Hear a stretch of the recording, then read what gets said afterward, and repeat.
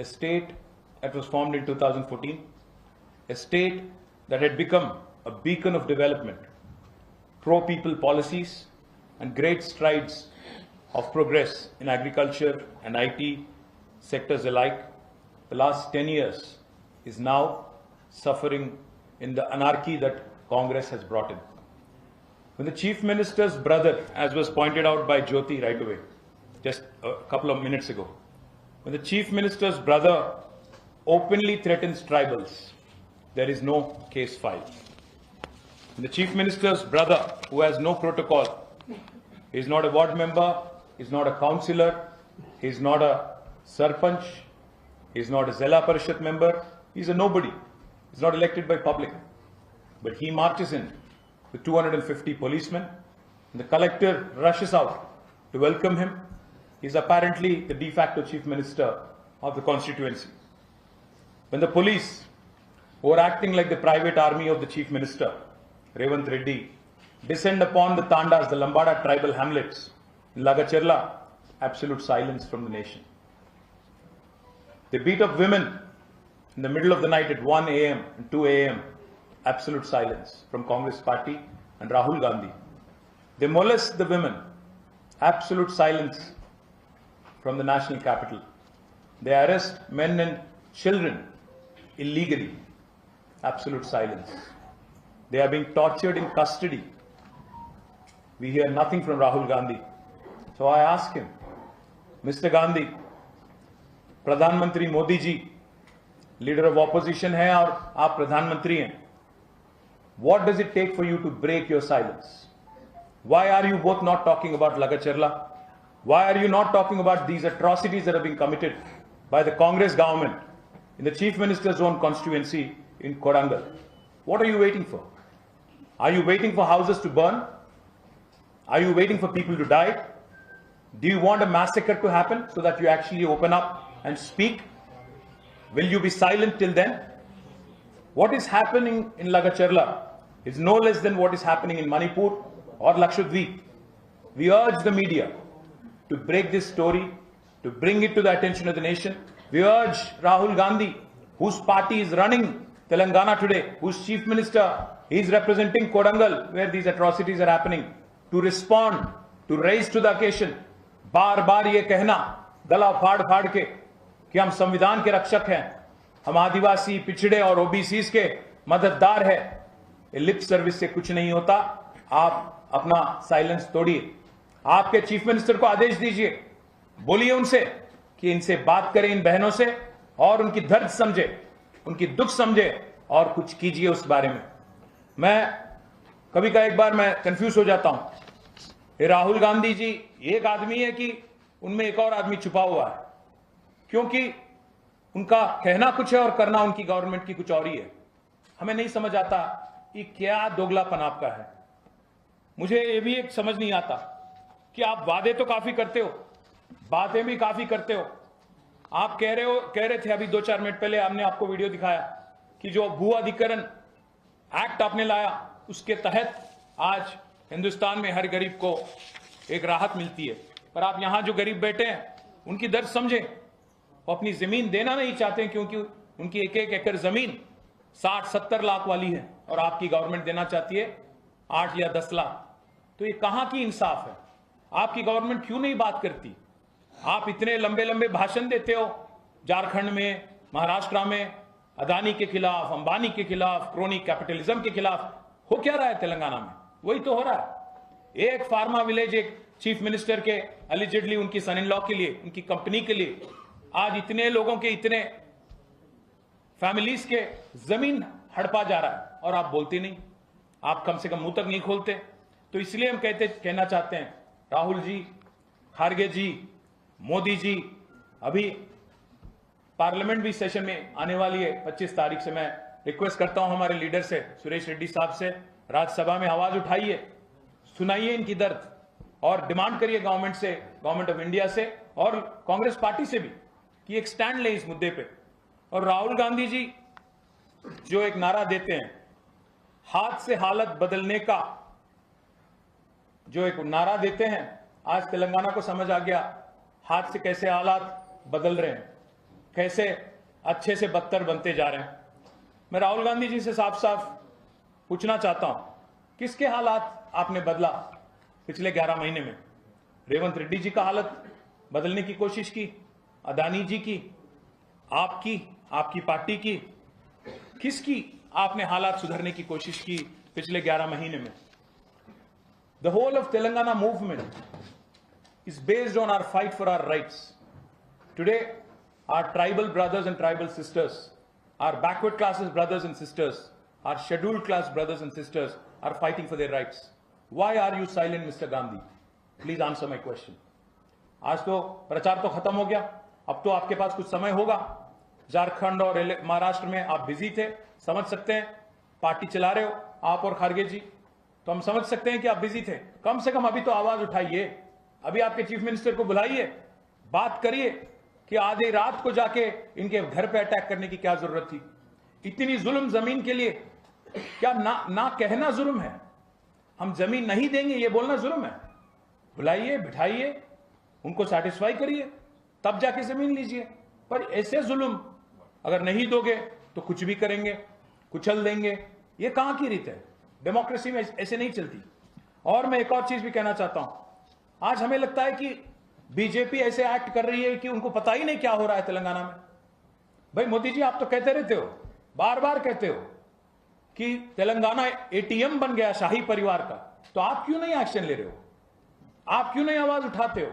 आपकी पार्टी क्यों नहीं बोलती इस जुल्मों के बारे में, इन गरीबों के बारे में? आपकी तरफ से क्यों कोई आवाज नहीं सुनाई दे रही है? आज लोगों के घर बुलडोज किए जाते हैं तेलंगाना में। Tribal women are being molested, their modesty is being outraged.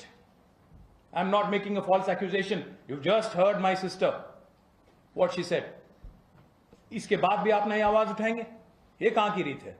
वो दोनों बीजेपी और कांग्रेस इस मामले में कुछ नहीं कहेंगे, ये कहां की रीत है? तो इसीलिए मैं कहता हूं, your silence indicates that you are complicit Modi ji. ये गलत है।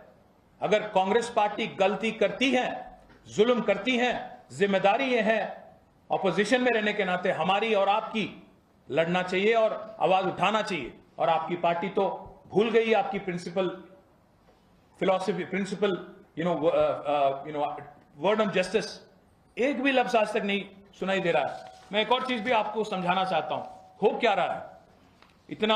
अभी जो हमारे बहनों ने कहा, असली में क्या हो रहा है, असलियत क्या है?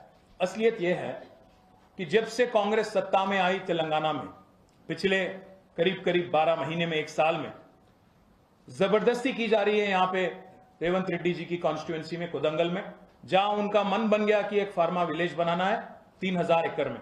तो क्या किया उन्होंने दुदियाल मंडल में पोलेपल्ली, हकीमपेट, पुलिचरला कुंटा तांडा, आरबी तांडा और लकाचरला, ये पांचों गांवों में नोटिफिकेशन इश्यू कर दिया। 1373 एकर्स अक्वायर करने का, एक फार्मा विलेज बनाने के लिए।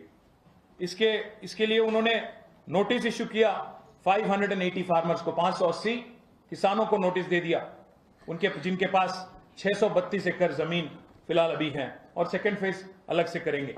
जब इन्होंने इंकार किया कि हम नहीं देंगे क्योंकि हमारी जमीन मार्केट वैल्यू उसकी 60-70 लाख है, तो हम नहीं देंगे, और हमारी ये पुश्तैनी जमीन है, हम देना नहीं चाहते क्योंकि इसी पे हमारी जिंदगी निर्भर है, हमारे बच्चे निर्भर है, इसीलिए नहीं देना चाहते हैं। तो आज उनका हालत ये है, उन पे आज अटैक किया जाता है, उनके घर वालों को अरेस्ट किया जाता है, टॉर्चर किया जाता है, और हमारे बहनों को मोलेस्ट किया जाता है। क्या ये डेमोक्रेसी है? क्या ये तरीका है डेमोक्रेसी में गरीब से पेश आने का? आप सहमत है? अगर आप कोई रईस आदमी के घर पे होता है तो आपके लिए सहमत होगा? ये आवाज नहीं उठाएंगे तब भी। इसीलिए मैं कहता हूं, पूछना चाहता हूं, इनकी गलती यही है किसानों की कि इन्होंने मना कर दिया कि हम जमीन नहीं देंगे। जब आए थे कलेक्टर और बाकी ऑफिसर पब्लिक हियरिंग के लिए, जैसा अभी हमारे बहन ज्योति ने कहा, उनको अंदाजा तक नहीं था कि कलेक्टर आए वहां पे, उनको अंदाजा तक नहीं था। कोई अफसर आए, इनको सुनाना था, तो उनकी दर्द 9 महीने वाली दर्द है। 9 महीने से ये लोग चीख रहे हैं, पुकार रहे हैं कि कोई हमारी आवाज सुने, कोई कम से कम रिस्पॉन्ड करे। कोई नहीं सुनने के तैयार है। न चीफ मिनिस्टर समय देते हैं, न इंडस्ट्रीज मिनिस्टर समय देते हैं, जिला के जो मिनिस्टर है उनके पास समय नहीं है, तो क्या करें? हड़ताल कर रहे थे, पदयात्रा कर रहे थे। 9 महीने के बाद जब कोई अफसर आ गया गांव पे तो उनके सामने प्रोटेस्ट किया। अब ये इनका गुनाह है कि जमीन नहीं देना था, प्रोटेस्ट किया, तो वही गुनाह था, इसीलिए कॉन्स्पिरेसी केस लगाया गया इन पे, हमारे गरीब बहनों पे, भाइयों पे। और आज तक 30 से ज्यादा किसानों को जेल भेज दिया गया जहां उनकी टॉर्चर की गई, 3rd डिग्री टॉर्चर। हम खुद मिले उनसे संगारेड्डी सेंट्रल जेल में, हम खुद जाके मिले, हम हमारे बहन सत्यवती जी जाके मिले वहां पे। हमने देखा कि उनके हाथ और पैर पे काफी मार थे, काफी चोट थे। पूछा हमने उनसे, क्यों नहीं कहा अपने मजिस्ट्रेट के सामने कि आपके साथ ये जुल्म हो रहा है? तो उन्होंने कहा कि भाई अगर हम कहते मजिस्ट्रेट के सामने, हमें कहा गया कि फिर से पीटेंगे आपको और आपके घर जाके घर में घुस के आपके घर वालों को मारेंगे, तो इसीलिए हम डर गए। अब क्या करें बताइए? तो इसीलिए आज ये सभी हमारे बहन और जो गरीब किसान के घर वाले हैं यहां तक चले आए दिल्ली में। आज इन्होंने ह्यूमन राइट्स कमीशन से मिली, दिल्ली में आज उन्होंने नेशनल शेड्यूल्ड कास्ट कमीशन से मिली, उन्होंने मिला, और साथ ही साथ national commission on scheduled tribes उनसे भी मुलाकात हुई, और नेशनल कमीशन फॉर विमेन उनको भी अपना दर्द उन्होंने सुनाया। उम्मीद करते हैं, क्योंकि इससे पहले भी कई बार इन कमिश्नरों की तरफ से कुछ राहत मिली, उम्मीद हमें है कि फिर एक बार कुछ आस है कि कुछ जस्टिस मिलेगा। हम उम्मीद यह भी करते हैं कि केंद्र सरकार भी इस बात को गंभीरता से लेगी और कार्रवाई शुरू करेगी, और उम्मीद यह भी करते हैं कि राहुल गांधी, क्योंकि झारखंड में, महाराष्ट्र में जो भी भाषण देना था दे चुके हैं, तो राहुल गांधी जी कम से कम अब रेवंत रेड्डी को फोन लगाएंगे, बुलाएंगे और कहेंगे कि भाई इनको छोड़ो, पहले किसानों को, 30-32 लोगों को जिनको आपने जेल भेजा उनको घर भेज दो, और ये जुल्म जो है बैठ के बात करो, तफसील में समझाने की कोशिश करो। अगर इस बात से कुछ फायदा हो सकता है तो हम रिक्वेस्ट करेंगे राहुल जी से कि आप खुद चले आइए। कल हमारी बहन कह रही थी ज्योति कि राहुल जी आपने तो कहा इलेक्शन के टाइम पे कि अगर आप आवाज दो, कल तेलंगाना में कोई गरीब आवाज अगर देगा तो मैं खुद चलाऊंगा तेलंगाना। बुला रहे हैं राहुल जी को, आइए आप, कोडंगल आइए, लगचरला आइए, बैठिए हमारे बहनों के साथ, आके बैठ के उनसे बात करके तफसील में समझाइए कि क्या फायदा होगा मुख्यमंत्री जी के जो दामाद है उनकी कंपनी के लिए जमीन देने में, क्या क्या फायदा है, इनको क्या क्या फायदा मिलेगा, आप स्वयं समझाइए। अगर आप नहीं आना चाहते तो हमारे बहन रुक जाएंगे दिल्ली में, आप समय दीजिए, मिलेंगे दिल्ली में, आपके घर आएंगे, बुलाइए आप, क्योंकि दिल्ली में है वो, उपस्थित है, तो तैयार है आपसे मिलने को। मैं राहुल जी से रिक्वेस्ट करता हूं कि आप जो बात करते रहते हो संविधान के बारे में, गरीबों के बारे में, पिछड़ों के बारे में, ओबीसीज के बारे में, अगर उन बातों में सच्चाई है, उन बातों में सिंसियरिटी है, तो आपको रिस्पॉन्ड करना पड़ेगा, आपको आवाज उठाना पड़ेगा, आपको बुलाना पड़ेगा। आपका जो एक तानाशाही चीफ मिनिस्टर है, जो एक अनार्की चला रहा है तेलंगाना में, बुलाइए, समझाइए उनको कि तानाशाही नहीं है, ये डेमोक्रेसी है। बस मैं इतना ही कहता हूं। इन बहनों की दर्द मैं मीडिया से भी रिक्वेस्ट करूंगा, हमें हमदर्दी है मणिपुर से, हमें हमदर्दी है धारावी वालों से, हमें हमदर्दी है झांसी में जो अस्पताल में एक्सीडेंट जो हुआ, जो बच्चे गए उसमें, जो बच्चे मर गए, जो इनकी मृत्यु हो गई, उनकी पेरेंट्स से हमदर्दी है। पर आपको भी हमदर्दी होना चाहिए हमारे बहनों के साथ, क्योंकि ये कम दुख नहीं है, कम दर्द नहीं है। बस इतना ही कहते हुए मैं आप सबका धन्यवाद कहता हूं। और मां तेलुगुलो, well, we'll complete questions and then come to Telugu if you don't mind. Yes. So Rishabh from Times Now. The news has just come in that BRS social media head Dilip has been arrested by the Telangana police for on charges of inciting violence on social media. How do you react? Who's inciting violence in Telangana today? The chief minister's brother, who marches into tribal hamlets even when there is 144 section, and who has no constitutional role, by the way, and threatens all these tribal women. Is he inciting violence, or is a gentleman named Dilip, who was a former director of media, the digital media in the erstwhile government, inciting violence? My humble request to you, आज राहुल गांधी, फिर से मैं कहता हूं राहुल गांधी, क्योंकि राहुल जी बहुत भाषण देते रहते हैं, संविधान, फ्रीडम ऑफ स्पीच और बहुत कुछ कहते हैं। मैं उनसे रिक्वेस्ट करता हूं, बताइए आप आज सोशल मीडिया पोस्ट से क्यों डर रहे हो आप? सोशल मीडिया में अगर सच्चाई बाहर आती है, आपने तो मेन स्ट्रीम मीडिया को तेलंगाना में तो काबू में ले लिया, तो इसीलिए आज सोशल मीडिया में 2-4 पोस्ट के आ गए, आपको उससे डर लग रही है। मैं राहुल जी से पूछना चाहता हूं, बताइए कहां की रीत है और आपकी गवर्नमेंट की क्या तरीका है, बताइए। Rahul from India today. Congress is saying that we are only trying to bring development to a backward area like Kodangal, and in exchange of these lands, we're going to give them good packages. Also, they have made it very clear, and Tirupati Reddy has said that the project will not be stalled and the acquisition will continue. How do you see this? How do you take this fight forward now? भाई राहुल जी, मैं क्योंकि वो राहुल तो मिलने रहे, आपसे कम से कम बोल रहे, बस इतना ही पूछूंगा मैं, है कौन यार ये तिरुपति रेड्डी? कौन है ये? चीफ मिनिस्टर का भाई है तो कुछ भी बोलेगा वही चलाएगा क्या? चीफ मिनिस्टर के घर वालों का राज है क्या? डिफैक्ट चीफ मिनिस्टर है, कौन है ये? ये होता कौन है कि ये बोले कि मैं जमीन लूंगा, किसी भी हालत में फार्मा विलेज नहीं रुकेगी? मैं पूछना चाहता हूं, who is this guy and what capacity is he speaking and why is the chief minister silent? Why is he not speaking about his own constituency? He is a democratically elected chief minister whose primary responsibility is to answer to his constituents. क्यों नहीं बोल रहे? और एक और चीज है, package की जो बात की, भाई 9 महीने से लोग आंदोलन चला रहे हैं, कोई नहीं इनके पीछे, स्वयं वो चला रहे हैं। हम तो हार चुके थे, थक चुके थे, हम घर बैठे थे, हमारी पार्टी वाले, हम नहीं थे इनके साथ। बाद में जब इनके आंदोलन जोरों शोर से चल रही थी, तब जाके हम लोग भी शामिल हो गए उसमें, क्या चांद भाई? तो इसीलिए हमारे मंडल पार्टी के प्रेसिडेंट हैं, तो इसीलिए मैं कह रहा हूं कि ये लोग जब 9 महीने से लड़ रहे थे, क्यों नहीं कोई कोशिश किया गया? जब when things were simmering, when things were when there was unrest, कुछ नहीं किया गया। जब बॉइलिंग पॉइंट पे आ गया, आज कहते हो पैकेज, क्या पैकेज दोगे? 60-70 लाख वाली जमीन को, मैं पूछना चाहता हूं, 60-70 लाख वाली जमीन को क्या कीमत लगाओगे? और आज जो ज्योति और हमारे बहन बाकी सवाल कर रहे थे, एक और चीज भी आपसे राहुल जी मैं कहना चाहता हूं, आपको याद दिलाना चाहता हूं, जब हमारी गवर्नमेंट थी इससे पहले 10 साल, हमने कोशिश की कि एक फार्मा सिटी लाए, दुनिया का सबसे बड़ा क्लस्टर हम बनाए। 14,000 एकड़ जमीन हमने भी एक्वायर की। हम ये नहीं कहते हैं कि इससे पहले लैंड एक्विजिशन हमने नहीं की, हमने की, पर हमने एक तरीके के साथ की। कभी का एक बार अनरेस्ट भी आ जाता है, कभी का एक बार कुछ unrest, sometimes it spills over, but how you handle it is important. मैं आज पूछना चाहता हूं रेवंत रेड्डी जी से, हम लोग जब फार्मा सिटी के लिए लैंड एक्वायर कर रहे थे, आप ही थे ना, आप ही तो कह रहे थे कि फार्मा माने पोल्यूशन, फार्मा माने जहर। आज 10 साल जो आपने बोला, इनके मन में भर गया। आज उनका कम से कम क्लैरिफिकेशन देने की कोशिश, क्यों आप फार्मा ला रहे हो? क्यों जो पोल्यूशन करके आप 10 साल आपने जो बार बार कहा, वही चीज को उनके घर में क्यों ला रहे हैं, उनके गांव में क्यों ला रहे हैं? उस बात का किसी के पास जवाब है? कोई नहीं दे पा रहे।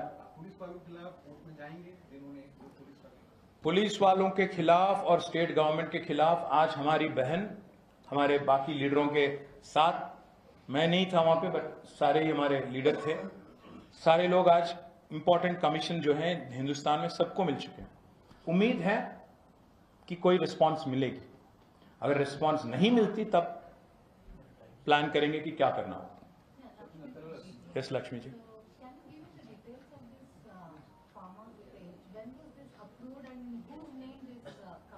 मैम,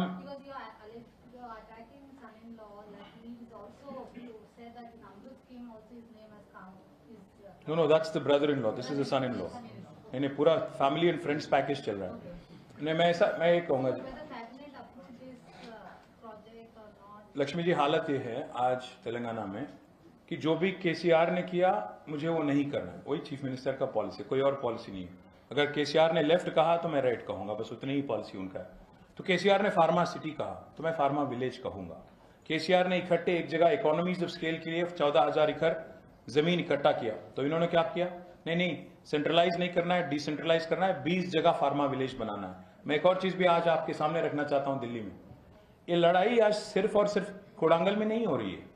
इस जमीन को लेकर जो लड़ाई, फार्मा विलेज को लेकर जो लड़ाई चल रही है, इस संगारेड्डी जिले में भी न्यालकल करके एक और जगह है, जहां वहां पे भी ये लड़ाई आज चालू है। और जहां कहीं भी 20 जगह फार्मा विलेज इन्होंने प्लान किया, मैं आपको आज ही कह रहा हूं, हर जगह किसान, क्योंकि इन्होंने 10 साल उनके कान भरे, इन्होंने उनके दिल में जो इनके दिल में था कि फार्मा माने पोल्यूशन, पोल्यूशन माने जहर, जो बार बार बार बार 10 साल इन्होंने कहा रेवंत रेड्डी और इनकी पार्टी ने, वही आज लोगों के मन में बैठ गया। तो 20 जगह, एक नहीं दो नहीं, 20 जगह फार्मा विलेज का आज प्लान है। उनमें से एक कोडंगल है, क्योंकि चीफ मिनिस्टर का कॉन्स्टिट्यूएंसी था तो उनको जल्दबाजी में कुछ करना था और जल्दबाजी का नतीजा आपके सामने है। और जो आपने पूछा मुझसे, मैं उसका जवाब कल आपको दूंगा, क्योंकि उसमें थोड़ा एक सस्पेंस एलिमेंट है, कल मैं आपको बताऊंगा। एक कंपनी है Max BN pharma, Max BN, और कल उसके बारे में तफसील में आपको डिटेल में दूंगा, क्योंकि एक और खबर है, इंटरेस्टिंग खबर आपके लिए। Sir, Anshul from CNN News 18. Hi Anshul. Sir, the Congress had given 6 guarantees while it was campaigning for Telangana. But now we have access to a few documents out here at CNN News 18 which say that crores of rupees are being spent to renovate the secretariat in such a way so that it is according to the Vastu, the entry gates and the roads that lead inside the secretariat, they are being changed specifically for the chief minister so that it suits his Vastu. How do you see this, sir? So firstly, let me answer the question, Anshul, on 6 guarantees. 6 guarantees और कहा गया था कि 100 दिन में पूरे करेंगे। आज तक हाफ गारंटी अमल हुआ, वो भी एक फ्री बस, उसके अलावा कुछ नहीं हुआ। कल मैं देख रहा था राहुल जी महाराष्ट्र में हमारे 10-15 बहनों के साथ बैठ के पूछ रहे हैं उनसे कि हर महीने अगर हम 3,000 देंगे तो आप क्या करोगे उस 36,000 रुपये का, सालीना जो 36,000 मिलेगा उसका क्या करोगे आप। मैं इसलिए राहुल जी को मैंने ट्वीट किया, भाई आप पहले यहां से शुरू करो। आपने कहा 100 दिन, 350 दिन पूरे हो गए, उसका आज तक कुछ नहीं हुआ। 2,500 का जो वादा आपने किया महालक्ष्मी स्कीम, तो यहां तो कुछ नहीं हुआ। तो जो बगल में महाराष्ट्र है वहां क्या बतिया रहे हो, वहां क्यों बोल रहे हो, उसका तो कोई समाधान नहीं है आज तक। मैं बस इतना ही कहूंगा अंशुल जी, कांग्रेस माहिर है, कांग्रेस माहिर है लोगों को गुमराह करने में। यही चीफ मिनिस्टर थे, इससे पहले जो ऑपोजिशन लीडर थे रेवंत, वो बार बार क्रिटिसाइज करते थे केसीआर जी को कि ये वास्तु पे बहुत ज्यादा अंधविश्वास रखते हैं, सुपरस्टिशन है, ये है वो है, बहुत कुछ बोलते थे। फिर वही रेवंत आज 3.5 या 5.5 करोड़ रुपया के साथ डॉक्टर BR अम्बेडकर के नाम पे जो सेक्रेटेरिएट बनाया गया, उसकी मेन जो एंट्री है उसको तोड़ के कहीं और बना रहे हैं। तो पता नहीं अब क्या हो गया इनको, वो पद में बैठने के बाद इनके राहुल जी एडवाइस दे रहे हैं या कोई और एडवाइस दे रहे हैं, मुझे नहीं पता, पर उनको जवाब देना पड़ेगा। मैं तो बस इतना ही कहूंगा कि कांग्रेस गवर्नमेंट ने लोगों के साथ धोखा किया। जो 6 गारंटी के नाम पे धोखा तेलंगाना में किया, 5 गारंटी के नाम पे कर्नाटक में किया, मुझे लगता है 420 गारंटी फिर झारखंड में भी बोला होगा, महाराष्ट्र में भी बोला होगा। वहां की जनता से भी मेरी रिक्वेस्ट है, दोनों को हराओ, कांग्रेस को हराओ, बीजेपी को हराओ, क्योंकि दोनों भी बदमाश है। बस इतना ही कहूंगा जी। Diljit Dosanjh had a concert in Hyderabad, and he went on to say that I'm happy that I did not get a notice from the government, because he was given an advance notice that you cannot use alcohol word in your songs.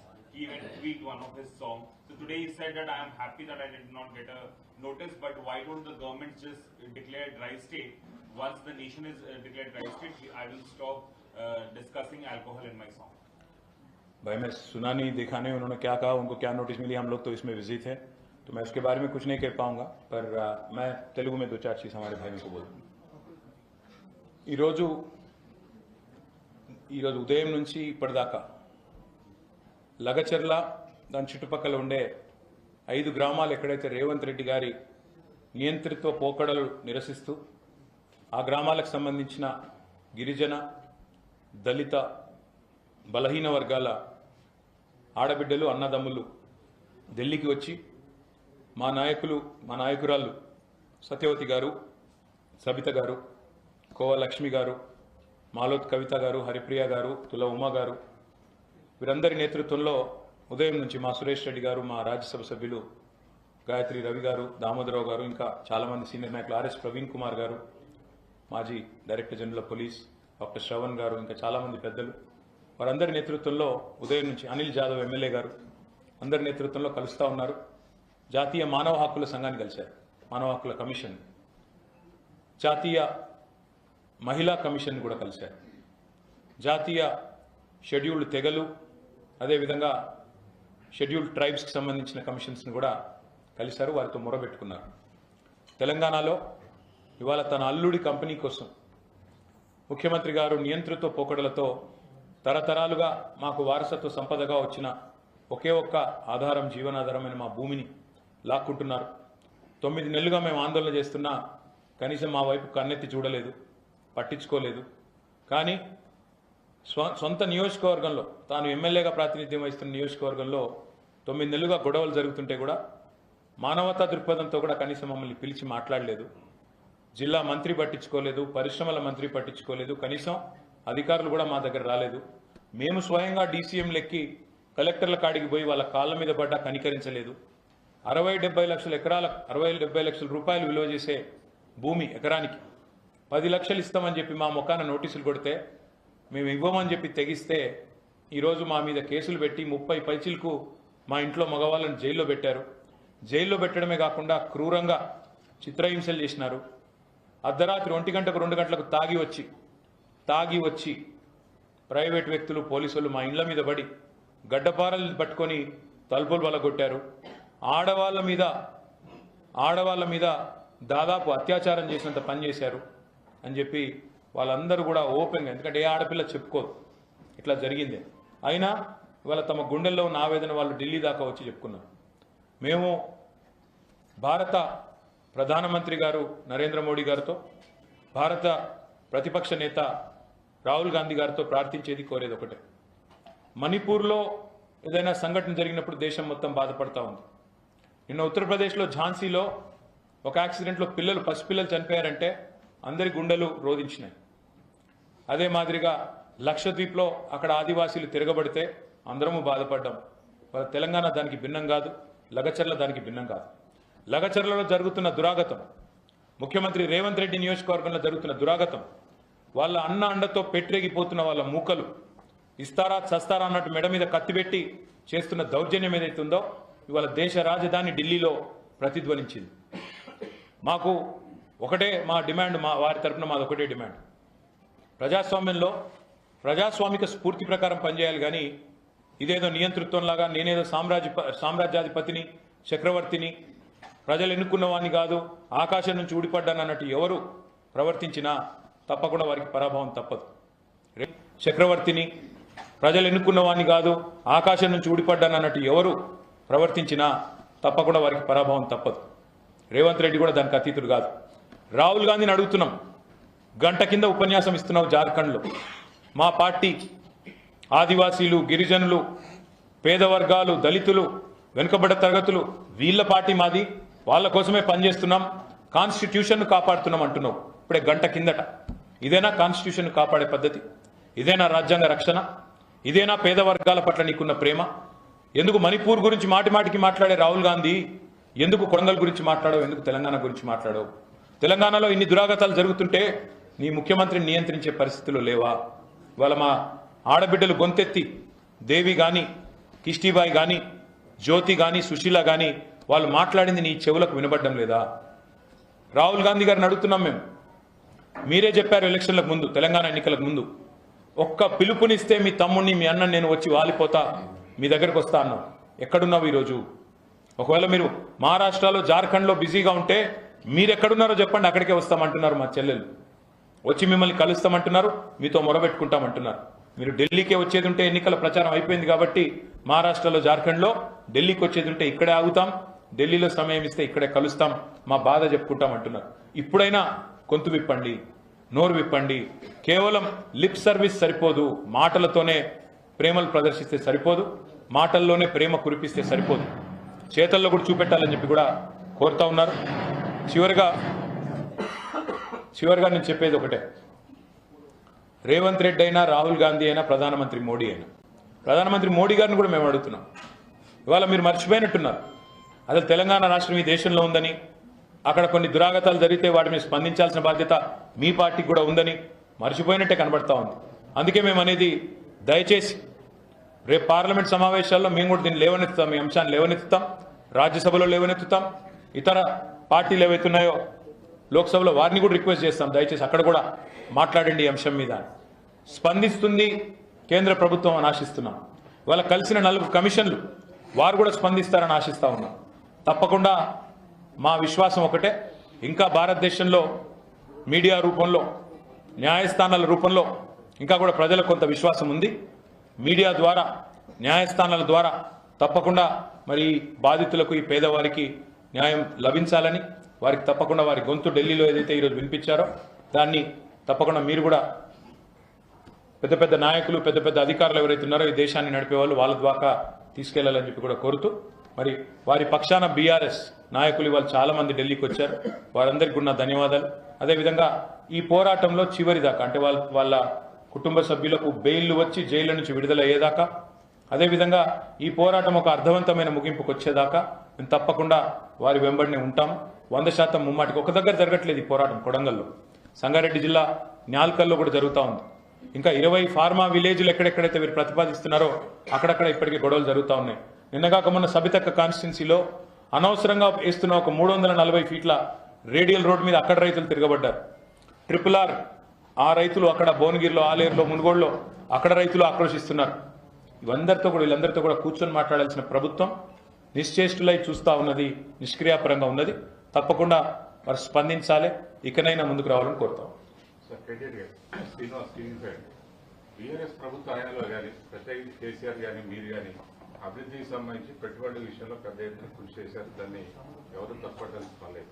అదే సందర్భంలో pharma city పేరుతోటి తెలంగాణ అభివృద్ధికి కూడా మీరు ఒక ప్రయత్నం చేశారు. అలాంటి మీరు ఇప్పుడు ఫార్మా విలేజ్ వచ్చేదాన్ని వ్యతిరేకించడం. ఫార్మా విలేజ్కి మేము వ్యతిరేకమని నేను చెప్పడం లేదు, మీరు ఒకటి జాగ్రత్తగా వినండి. ఫార్మా సిటీ కోసం ఆ రోజు భూములు సేకరిస్తున్నప్పుడు ఇదే కాంగ్రెస్ పార్టీ వాళ్ళు, ఇదే రేవంత్ రెడ్డి గారు ఇచ్చిన స్పీచ్లు నేను మీకు పంపిస్తాను. వెంకటరెడ్డి గారు, ఈరోజు మంత్రిగా ఉన్న వెంకటరెడ్డి గారు, రేవంత్ రెడ్డి గారు, మల్రెడ్డి రంగారెడ్డి గారు, కోదండరెడ్డి గారు, ఒక్కరు కాదండి, బట్టి విక్రమార్క గారు, సీతక్క గారు, ఒక్కసారి కాదు పలుమార్లు కందుకూరులో, యాచారంలో విస్తృతంగా పర్యటించి ప్రజల్ని రెచ్చగొట్టి ఫార్మా అంటేనే కాలుష్యం, ఫార్మా అంటేనే విషం అని జనం మనసులో విషం నింపిందే వారు. దానివల్ల ఏం జరిగింది ఈరోజు? సరే, మాకు 8 ఏళ్ళు పట్టింది ఫార్మా సిటీ కోసం ల్యాండ్ ఎక్వైర్ చేయడానికి. అయినప్పటికీ ఒప్పించి మెప్పించి మొత్తానికి 14,000 ఎకరాలు సేకరించి అక్కడ ఉండే పేదవారికి కూడా ఒక విశ్వాసాన్ని కల్పించి చివరికి కేంద్ర స్థాయిలో ఇక్కడ ఉండే మినిస్ట్రీ ఆఫ్ ఎన్వైరన్మెంట్ ఫారెస్ట్ కూడా ఎన్వైరన్మెంట్ క్లియరెన్స్ కూడా సాధించాం. ఒక ఫౌండేషన్ వేసి ముందుకు పోవాల్సింది. దాన్ని మేము ఎలక్షన్లు ఉన్నాయి, ఇప్పుడు అనవసరంగా ఈ టైంలో మళ్ళీ పొలిటిసైజ్ చేస్తారు, రాజకీయం చేస్తారనే పక్కకు పెట్టాం. ఈరోజు అక్కడికి వచ్చి అదే 14,000 ఎకరాల్లో ఫ్యూచర్ సిటీ అని, AI సిటీ అని, ఇంకేదో పేరు పెట్టారు, 4th సిటీ అని రియల్ ఎస్టేట్ చేస్తున్నారు ఒకవైపు. రెండోది ఏం చేస్తున్నారు? ఫార్మా విలేజ్లు. కేసీఆర్ ఫార్మా సిటీ అన్నారు కదా, ఆయన ఆనవాళ్ళు ఉండొద్దు కదా, దాన్ని రద్దు చేసి ఫార్మా విలేజ్. కొడంగల్లో ఇవాళ రైతులు ఏమడుతున్నారు? ఇప్పుడు అమ్మాయి ఏమడిగింది? నువ్వే చెప్తావు కదా ఫార్మా అంటే విషయం అని, రేవంత్ రెడ్డి చెప్పినాడు కదా, మరి వాళ్ళ ఎమ్మెల్యే ఆయన వచ్చి చెప్పాలి కదా, లేదమ్మా ఆ రోజు నేను తప్పు చెప్పాను, తప్పుడు కూతలు కూశాను, నేను రాజకీయం కోసం అబద్ధాలు చెప్పాను, ఈ రోజు నేను చెప్తున్నాను, ఈరోజు నేను చెప్పేది నిజం, నన్ను నమ్ము అని లగిచర్లకు వచ్చి మాట్లాడమనండి. ఎమ్మెల్యే కాదా? 9 నెలల నుంచి టైం లేదా? వచ్చి మాట్లాడమనండి. మేము అభివృద్ధికి వ్యతిరేకం కాదు, కానీ ప్రజల మీద దౌర్జన్యపూరితంగా అంటే నువ్వు భూమి ఇవ్వకపోతే నేను తొక్కుతాం. ఎవడండి తిరుపతి రెడ్డి? అడ్రస్ లేని గొట్టంగాడు వచ్చి ఇది ఆగదు, ఫార్మా ఆగదు. నువ్వెవడివి చెప్పడానికి? నీకేం హక్కు ఉంది?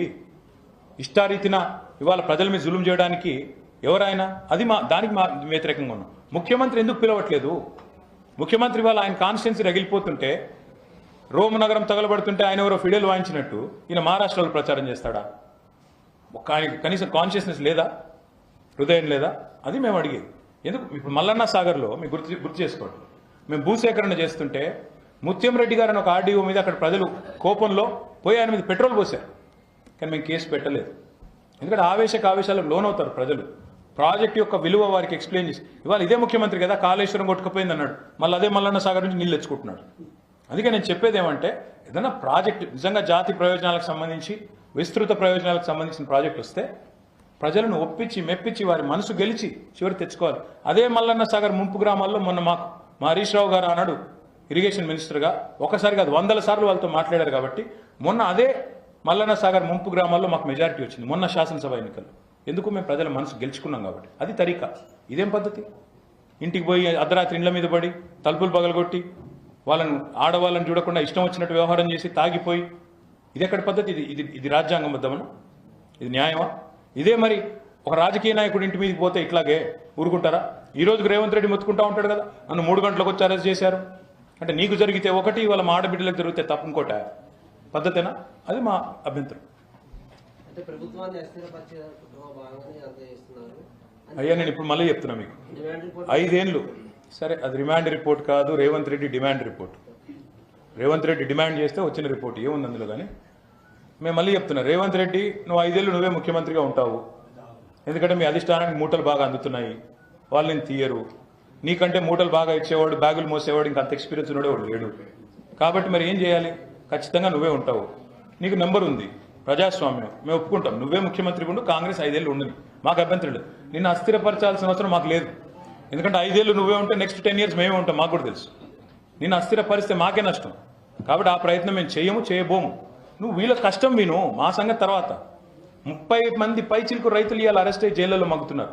మేము పోయి స్వయంగా చూసాం, వాళ్ళని కొట్టారు, విచ్చలవిడి కొట్టారు, చిత్రహింసలు పెట్టారు. దానికి క్షమాపణ చెప్పు. నీ రాహుల్ గాంధీ తెల్లారులేస్తే రాజ్యాంగ రక్షకుడని పోజులు కొడతారు కదా, ఎక్కడున్నాడు? ఎందుకు మాట్లాడాడు? మణిపూర్ మీద రోజు ఆక్రోశించే రాహుల్ గాంధీకి కొడంగల్ ఎందుకు కనబట్టలేదు? లగచర్లు ఎందుకు కనబట్టలేదు? అందుకే ఇలా దేశ రాజధానిలో మా ఆడబిడ్డలు వచ్చి అడుగుతున్నారు, సమాధానం చెప్పండి. రాహుల్ గాంధీని మేము అడుగుతున్నాం, నువ్వు వస్తావా కొడంగల్కు, లేదు ఇక్కడే ఉండి మాకు సమయం ఇస్తావా అని అడుగుతున్నారు. చెప్పమనండి సమాధానం. ఏంటి సార్ మరి వీళ్ళ సమస్యకి లాజికల్ కన్క్లూజన్ ఎలా? ఇప్పుడు ఈ రోజు ఇన్ని జాతీయ సంఘాలకి, జాతీయ కమిషన్లకి వాళ్ళు కలిశారు. ఆ జాతీయ సంఘాలకు సంబంధించి మరి డెఫినెట్గా కేంద్ర ప్రభుత్వ పెద్దలు కూడా నోటీస్ చేసే ఉంటారని మేము అనుకుంటున్నాం. మరి కేంద్ర ప్రభుత్వ పెద్దలు కనుక వారికి కూడా మనసు ఉంటే, వారికి కూడా నిజంగా హృదయం ఉంటే స్పందించాలి. వారు కూడా తప్పకుండా నోటీసులు ఇవ్వాలి. డీజీపీకి, చీఫ్ సెక్రటరీకి, కలెక్టర్కి ఏం జరిగింది, ఎందుకు జరిగింది ఇట్లా అని అడగాలి. పోలీసు వాళ్ళు ఎందుకు ఇంత దుర్మార్గంగా వ్యవహారం చేస్తున్నారని అడగాలి. ఎందుకు ఉదాసీనంగా ఉన్నారు, 30 మంది రైతులను జైల్లో పెడితే వెంటనే విడుదల చేయమని ఆదేశం ఇవ్వాలి. ఇస్తే డెఫినెట్గా తదుపరి చర్చకు కానీ ఇంకో దానికి కానీ అవకాశం ఉంటుంది. కానీ ఈ రకంగా భయపెడతాం, మెడ మీద కత్తి పెడతాం, భూమి ఇస్తావా తెస్తావా అంటే మాత్రం ఊరుకోము. ప్రజాస్వామ్యబద్ధంగా నిరసనలకు మేము కూడా వారు చేసే పోరాటానికి మా మద్దతు కూడా కొనసాగుతాం. Thank you brother.